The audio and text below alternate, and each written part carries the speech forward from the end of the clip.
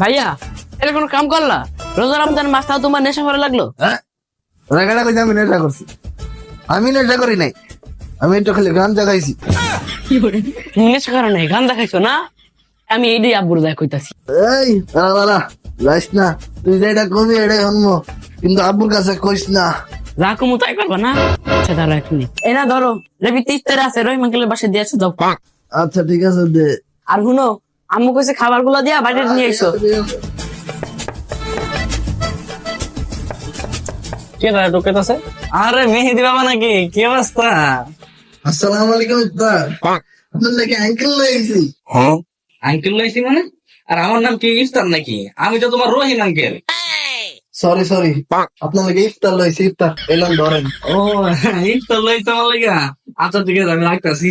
Uncle একটা কথা, বাড়িটা রাইখা ইফতারটা দিয়ে দিয়েন। রোজা রমজান মাস তারপর হচ্ছে কইল না। ওই এই টাইমে নেশা টেশা করে আমার লগে কাহিনীগুলো করতেছে না, ব্যবস্থা করতেছে। হ্যাঁ ইফতার দিতে হইবো? আচ্ছা ঠিক আছে, ইফতার লাগুক আর বাড়ি লাগুক তোমার দিতেছি বাবা। এদিকে বাবা, এদিকে এদিকে নাও, এটা ধরো। ধরছো? এদিকে আসো, এখানে একটু ঘুরো বাবা, একটু ঘুরো।